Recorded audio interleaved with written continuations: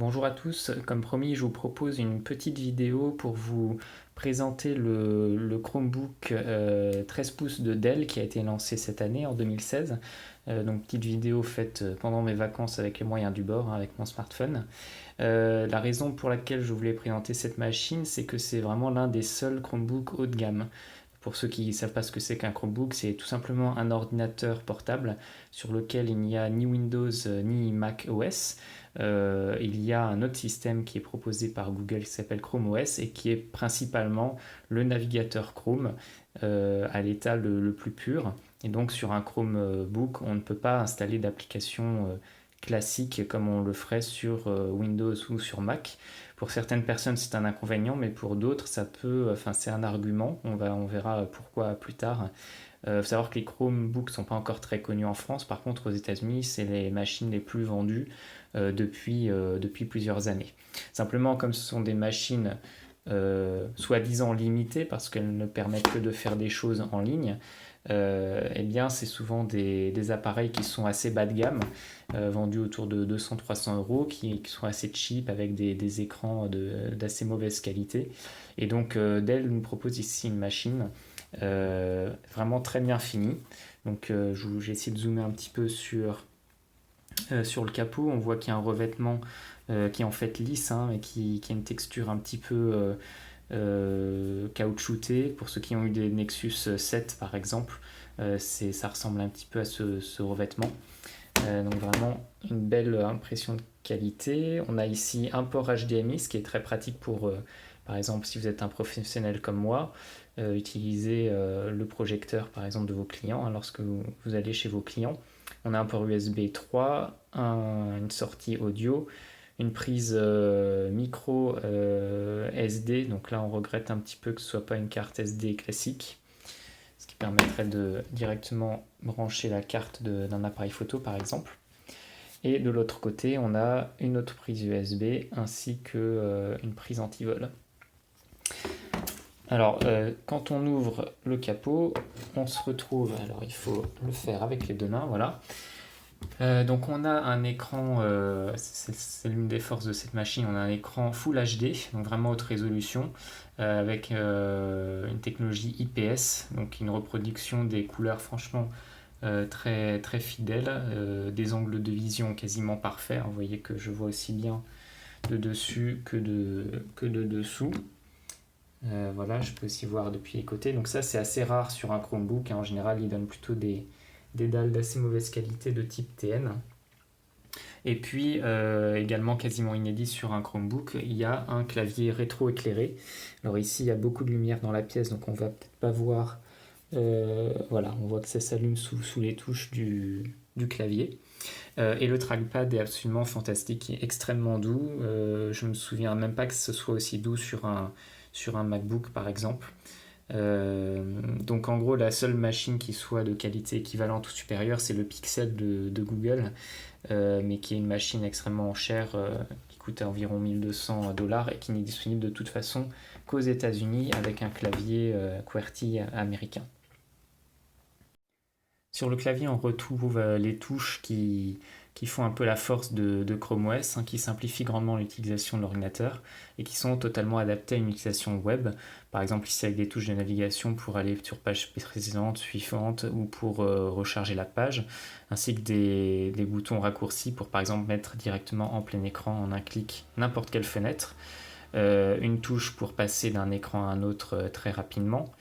Les différentes touches pour gérer la résolution, enfin la luminosité de l'écran, les touches de volume, etc. Et le fameux bouton rechercher qui permet d'accéder très vite à une zone de recherche, à la fois pour vos documents Google Drive, pour les recherches Google en ligne et pour les applications entre guillemets que vous aurez installées sur l'appareil.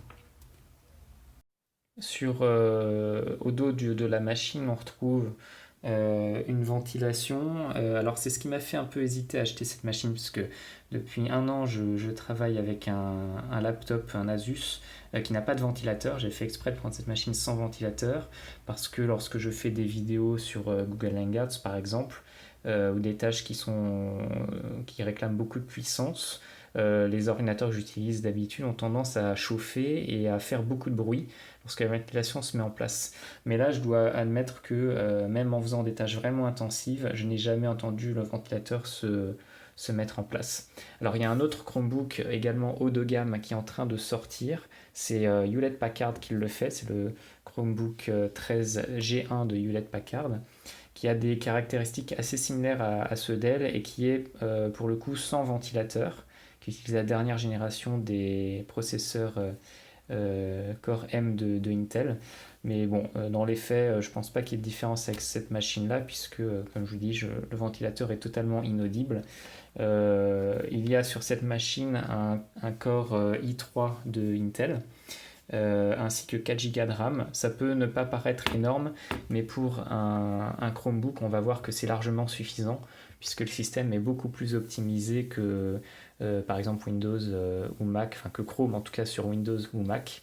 Et dans les faits, on va voir que c'est extrêmement réactif, même plus réactif que sur une machine classique équipée de processeurs plus puissants ou de 8 Go de RAM. Voilà, je vous ai présenté dans les grandes lignes l'appareil en tant que tel. Passons maintenant au Chromebook, à l'interface du Chromebook. Donc pour ceux qui ne savent pas du tout ce que c'est qu'un Chromebook, c'est essentiellement un ordinateur sur lequel on n'aura pas les systèmes d'exploitation classiques de type Windows ou macOS sur les appareils Apple. On va avoir un système d'exploitation beaucoup plus simple et allégé qui s'appelle Chrome OS et qui se compose essentiellement d'un navigateur Internet qui est Chrome, le navigateur de Google. Donc le principe d'un Chromebook, c'est que au lieu d'installer des applications en local sur l'ordinateur, de stocker ces documents sur le disque dur, on fait tout directement sur des services en ligne via des sites internet, des services cloud. Donc par exemple, si j'ouvre mon navigateur internet, je vais vous montrer que je peux déjà travailler aujourd'hui, faire quasiment toutes les tâches que je peux imaginer directement sur des services en ligne au lieu de les faire sur des logiciels classiques installés en local. Donc ici, j'ai évidemment les emails, ça c'est une utilisation courante des services en ligne. J'ai également mon agenda, par exemple. J'ai Google Drive qui me permet de créer mes documents, de les stocker, de les partager. Donc depuis longtemps, je n'ai plus mes documents personnels sur mon disque dur, mais bien directement dans Drive, qui est un service de stockage en ligne. Je peux, à partir de Drive, créer des documents. Par exemple, ici, quelques notes que j'ai prises dans un document texte pour réaliser cette vidéo. Tout ce qui est stockage de photos, retouches photos, etc., je peux également le faire sur des services en ligne, par exemple Google Photos qu'on retrouve ici. Même écouter de la musique, par exemple. Voilà, je peux utiliser un service comme Google Music pour stocker gratuitement ma musique personnelle, ou bien payer un forfait qui me donne accès à des millions de titres disponibles en écoute illimitée. Je passe évidemment bien d'autres usages possibles. Dans les faits, moi, ça fait plusieurs années que je fais tout directement dans le navigateur Internet. Alors, en général, quand on présente pour la première fois un Chromebook à quelqu'un, la réaction c'est mais pourquoi je prendrais un ordinateur sur lequel je peux uniquement surfer sur Internet et pas installer de logiciel. Donc la réponse qu'on peut donner, c'est que le fait d'avoir un système où on ne peut pas installer de logiciel, ça simplifie grandement les choses et ça rend le système beaucoup plus efficace. Un Chromebook, je vais vous montrer tout à l'heure en vidéo, ça se démarre en 5 secondes. Les applications, les mises à jour du système se font extrêmement rapidement, contrairement à Windows où parfois vous pouvez être bloqué pendant plusieurs minutes lorsqu'une mise à jour s'impose et impose de redémarrer l'ordinateur. Et donc vous n'avez pas de contraintes liées à l'installation des logiciels, aux mises à jour ou même à l'installation d'un antivirus par exemple, puisqu'il n'y a pas de virus connu aujourd'hui sur les Chromebooks, le système étant extrêmement sécurisé. L'avantage aussi en général des Chromebooks, c'est que le besoin de puissance est très faible par rapport à une machine sous Windows ou sur Mac. Par exemple, sur cet appareil, qui est un appareil assez haut de gamme, malgré tout, je n'ai qu'un processeur i3 et surtout 4 gigaoctets de mémoire vive, ce qui pourrait paraître un peu juste pour un usage intensif, même web aujourd'hui, sur une machine Windows. Mais sur un Chromebook comme celui-ci, c'est largement suffisant. Vous voyez que on n'a jamais vu le navigateur Internet Chrome être aussi fluide dans les déplacements de page, par exemple. C'est vraiment extrêmement fluide. Il n'y a pas de saccade comme on peut l'avoir sur un ordinateur Windows, même disposant de davantage de mémoire vive.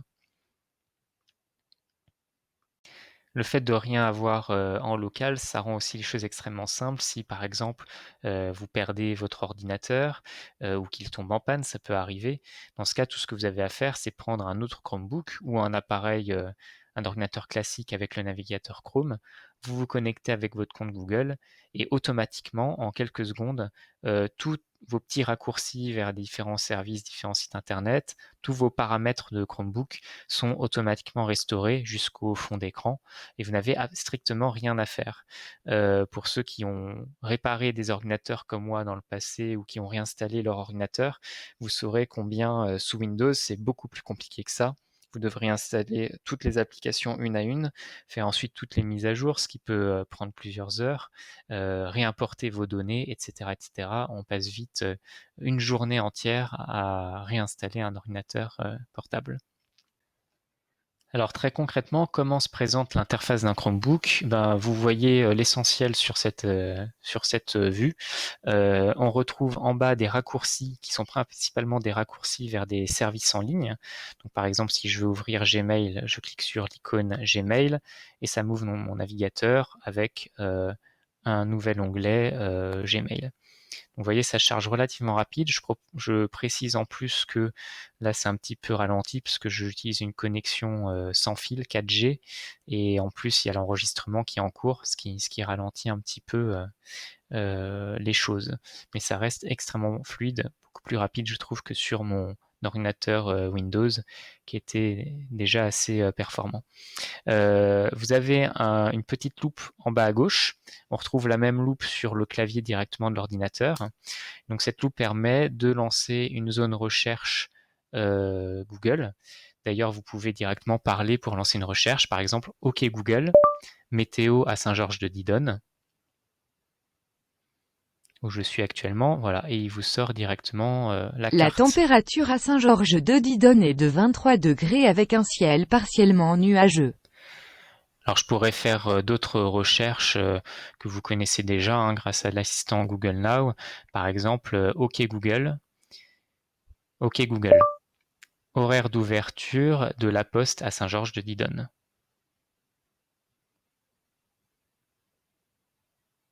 Voici les heures d'ouverture de l'établissement La Poste.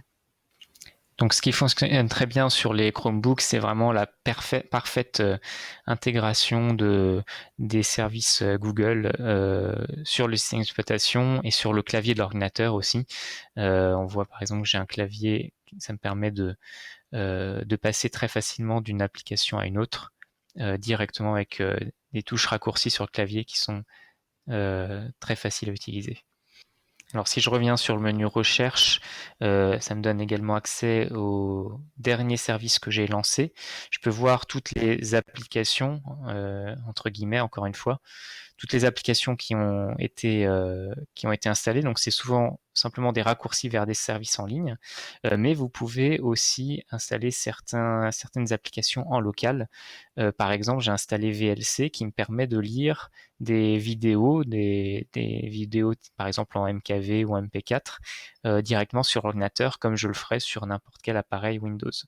Vous avez également un navigateur de fichiers qui va vous redonner accès à votre au contenu de votre drive, hein, donc c'est vos documents qui sont en ligne, mais vous pouvez aussi malgré tout stocker des documents en local. Par exemple, lorsque vous téléchargez des documents depuis Internet, ça va aller dans la rubrique téléchargement, comme on voit ici. Et vous pouvez brancher des clés USB ou des disques durs externes qui vont être reconnus sans aucun problème. Si vous avez des films dessus, par exemple, vous pouvez lire vos films avec VLC, comme vous le feriez sur n'importe quel ordinateur Windows. Alors tous ces raccourcis vers des services en ligne et toutes ces applications que vous pouvez installer en local, on les retrouve dans le Web Store. Vous pouvez également utiliser le Web Store pour Chrome sur Windows ou sur Mac, évidemment. Mais donc il y a certaines extensions qui sont spécialement conçues pour les Chromebooks. Donc c'est le cas par exemple de VLC ou bien de cette petite application que j'ai à droite qui me permet de suivre l'état d'utilisation des ressources de l'ordinateur. Par exemple ici le processeur ou la mémoire vive. Alors j'ai été assez surpris de voir que la mémoire vive était souvent utilisée à 100%, mais en fait on se rend compte que c'est simplement une gestion dynamique du système de la mémoire vive, parce que même si je ferme quelques fenêtres, la barre ne va pas descendre beaucoup, et si j'ouvre de nouvelles fenêtres, par contre, le système ne va pas ralentir pour autant. Donc c'est simplement que le système utilise un maximum de mémoire vive pour laisser des choses en fond, disponible en fond sur la mémoire. Mais donc, comme je disais, 4 gigaoctets, c'est largement suffisant pour une utilisation même assez intensive de Chrome OS. L'interface reste extrêmement fluide, même quand on a l'impression d'utiliser quasiment toute la mémoire vive disponible. Alors sur le bureau, comment les choses se présentent, un petit peu comme sur un bureau Windows, sauf que vous n'aurez pas de boutons, de fichiers ou d'applications. Toutes les applications raccourcies sont disponibles en bas. Si vous voulez changer le fond d'écran, vous pouvez faire ça par un simple clic droit. Donc on voit qu'il y a quelques options comme masquer l'étagère ou changer son emplacement d'ailleurs, comme sur Mac ou Windows, et vous pouvez changer le fond d'écran ici. Donc prendre soit une photo que vous avez, ou bien vous pouvez prendre une photo issue de la galerie qui est proposée. Voilà, donc si je veux changer, par exemple prendre ce fond d'écran, voilà, je clique dessus et c'est chargé en quelques secondes depuis Internet. Alors où est le entre guillemets panneau de configuration? On va voir que c'est en fait un panneau de paramètres très simple. Je clique sur la zone en bas à droite, je vais dans paramètres et là vous pouvez définir certains paramètres de base. Bon, il n'y a pas énormément de choses à modifier par rapport à la configuration d'origine de l'appareil. Alors il y a une fonction assez pratique qui est la connexion à votre compte grâce au déblocage de votre smartphone. Alors je m'explique, si j'appuie sur le bouton Power, voilà, pour sortir de ma session, donc ma session est toujours active, simplement j'ai verrouillé mon écran. Là normalement pour ouvrir ma session je devrais taper mon mot de passe Google, qui est un mot de passe assez compliqué, assez long à écrire, mais vous avez la possibilité de lier votre Chromebook à votre smartphone, et donc là par exemple j'ai mon Nexus dans la main, je mets le doigt sur le lecteur d'empreintes digitales qui va déverrouiller mon Nexus. Voilà, et on voit qu'instantanément, le petit cadenas est passé au vert, et donc je peux directement me connecter sans taper mon mot de passe à ma session. Donc simplement en utilisant le lecteur d'empreintes digitales de mon smartphone ou en le déverrouillant avec un code classique si vous n'avez pas de lecteur d'empreintes sur votre smartphone. On retrouve également en bas à droite la zone de notification qui est assez pratique pour donc vous retrouvez toutes les notifications des services auxquels vous souscrivez dans Chrome. Par exemple, si vous allez sur facebook.com et que vous autorisez Facebook à vous envoyer des notifications, vous les recevrez directement en bas à droite, chose qui n'existe pas à ma connaissance sur Windows ou sur Mac avec le navigateur Internet Chrome classique. Donc ça c'est vraiment assez pratique. En bas à droite, si je reviens dans le menu, vous avez certaines options pour vous connecter, par exemple à un réseau Wi-Fi ou activer le Bluetooth. Vous pouvez également brancher un écran externe. Je vous ai montré tout à l'heure qu'il y avait un câble HDMI. J'ai déjà testé, c'est extrêmement simple. Vous branchez le câble, une petite fenêtre qui s'ouvre qui vous propose de changer l'emplacement virtuel de votre deuxième écran par rapport à l'écran principal. Vous avez la gestion du son. Si vous branchez un casque ou une chaîne Hi-Fi sur votre ordinateur, eh bien, il va le détecter. Il vous propose de changer l'entrée et la sortie de l'audio.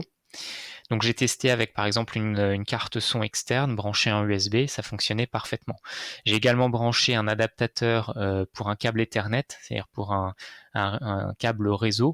Ça a été détecté instantanément et le réseau filaire était privilégié automatiquement par rapport au réseau Wi-Fi. J'ai même pas eu besoin de débrancher mon réseau Wi-Fi.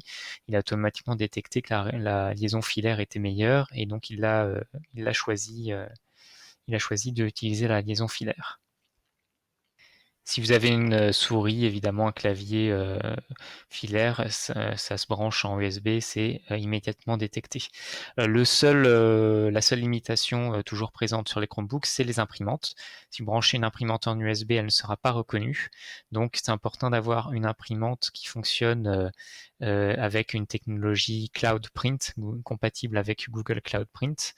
Généralement, c'est les imprimantes sans fil qui fonctionnent en Wi-Fi ont cette technologie-là. Et donc là, ça me permet, par exemple, si je reviens sur mon document texte, eh ben, je peux imprimer ce document texte sur l'imprimante qui est chez moi, donc qui n'est même pas dans le même immeuble que là où je suis aujourd'hui. Je peux imprimer à distance via le cloud directement. Autre chose assez appréciable sur l'interface du Chromebook, c'est l'intégration de l'extension Hangout, si vous utilisez cet outil de messagerie instantanée, puisque si vous ouvrez des discussions en cours et que vous les réduisez, eh bien elles vont rester actives directement dans la barre de tâches en bas. Donc il s'agit de l'extension classique et pas de l'autre extension qui a quelques bugs, qui fait un peu l'équivalent sur Windows, mais qui fonctionne assez mal. Alors passons maintenant à quelques reproches que j'ai encore sur Chromebook, qui sont pas ceux forcément qu'on attendrait. Je reproche pas forcément de ne pas pouvoir installer d'applications de type Windows, c'est plutôt ce qui fait la force de Chrome OS. Par contre, je trouve il pourrait y avoir plus d'interaction avec le système Android. Par exemple, ce que je voudrais, c'est pouvoir, un peu comme les possesseurs d'un Mac et d'un iPhone, je voudrais pouvoir, lorsque je reçois un message SMS sur mon téléphone, le voir apparaître directement dans la zone de notification ici et pouvoir y répondre directement. Ou bien même, encore mieux, pouvoir recevoir un appel et prendre l'appel directement sur l'ordinateur. Voilà, ça c'est des choses qui ne sont pas encore disponibles malheureusement. Mais bon, certainement que Google est en train de travailler sur ce genre de synergie entre ces différents appareils et ces différents systèmes d'exploitation.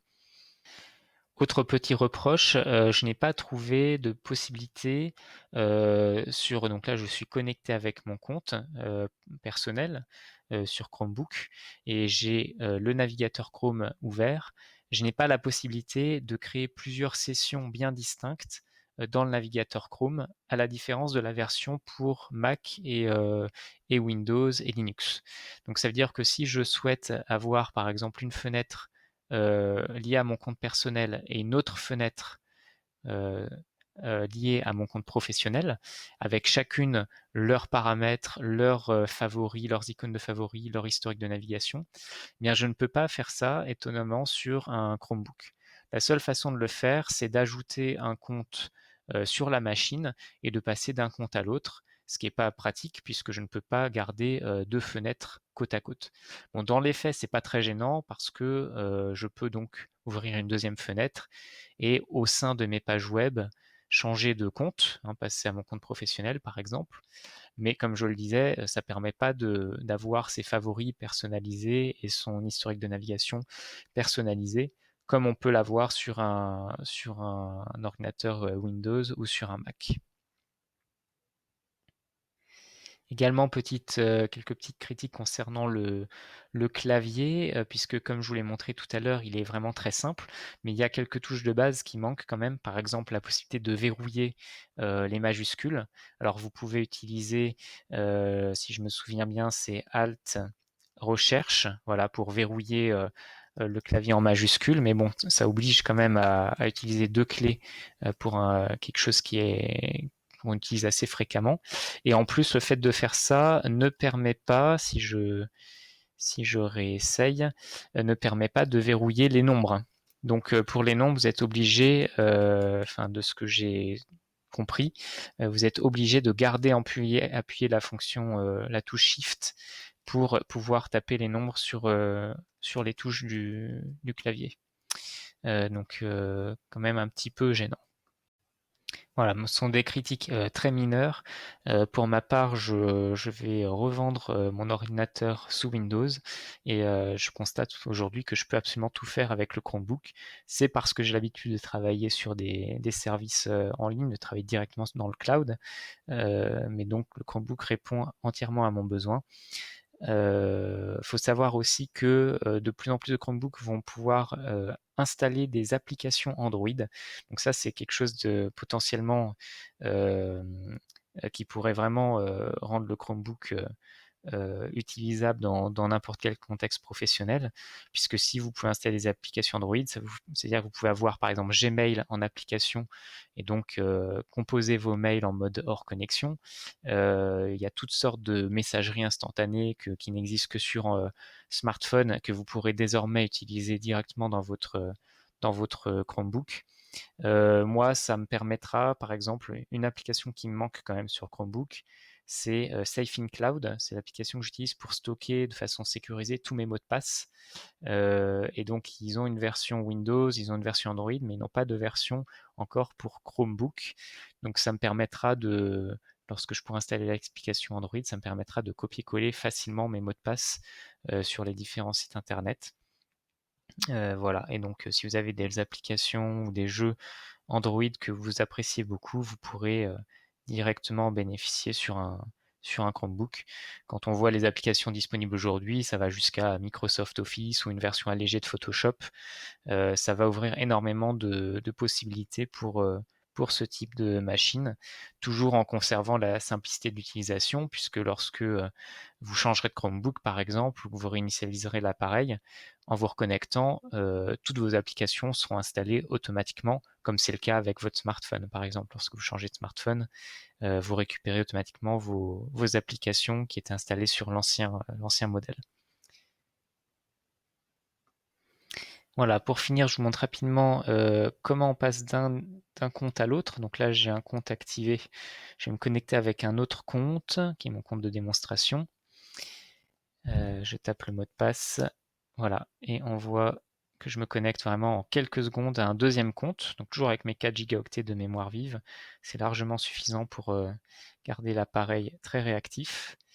Donc je peux avoir plusieurs comptes ouverts simultanément et passer de l'un à l'autre. En cliquant en bas à droite. Voilà, lorsque vous passez à 1, voulez-vous continuer? Oui, je veux continuer. Voilà, je vous montre depuis mon smartphone la vitesse d'arrêt et d'allumage de l'appareil. Donc je vais faire un arrêt complet. Pour ça, il n'y a même pas de menu démarrer, arrêter, tout ça. Je garde juste appuyé sur la touche Power. Si je lâchais maintenant, je fermerai juste la session. Et si je garde appuyé, ça l'arrête complètement, comme vous le voyez. Donc je rappuie pour rallumer l'appareil. Et vous allez voir que c'est instantané. Voilà, donc je suis directement arrivé à l'écran de connexion. Et j'ai plus qu'à cliquer sur mon avatar pour me connecter à ma session. Vous voyez que c'est instantané. Il rouvre automatiquement toutes les fenêtres qui étaient déjà ouvertes à la session précédente. Voilà, et il est déjà en train de recharger les pages internet qui étaient ouvertes. Vous voyez que c'est vraiment extrêmement rapide. Tout ça via une connexion 4G d'ailleurs. Donc en 10 secondes, j'ai rallumé l'ordinateur quand il en faut une trentaine pour les ordinateurs Windows les plus rapides.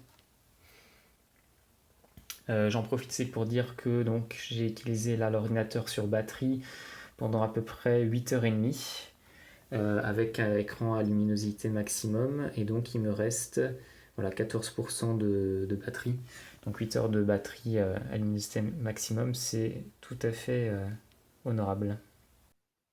Voilà, donc c'est la fin de cette petite démonstration des Chromebooks en général et du Chromebook de Dell 13 pouces plus spécifiquement. Donc ce Chromebook, vous pouvez l'acquérir pour à peu près 500 € hors taxe, ce qui peut paraître cher pour un Chromebook, mais ça en vaut largement le prix à mon avis, étant donné l'excellente finition de l'appareil. Vous pourriez pas trouver d'appareil équivalence Windows, je pense à moins de 800 ou 1000 €. Il y a aussi un autre Chromebook qui est en train de sortir, également très intéressant sur le papier et qui a d'excellentes critiques aux États-Unis, c'est le Chromebook 13 de Hewlett-Packard. Pas encore disponible en France et plus cher, mais vraiment apparemment une très belle machine, très belle finition avec un écran 4K, donc ultra haute définition. Bon, à voir si vous en avez besoin ou pas, mais en tout cas le Dell est vraiment une valeur sûre, une excellente finition, et ça pourra vraiment être un ordinateur au quotidien pour vous. Voilà, j'espère que cette vidéo vous sera utile et n'hésitez pas encore une fois à poster vos commentaires pour que je réponde à vos questions. À bientôt et à la prochaine vidéo. Au revoir.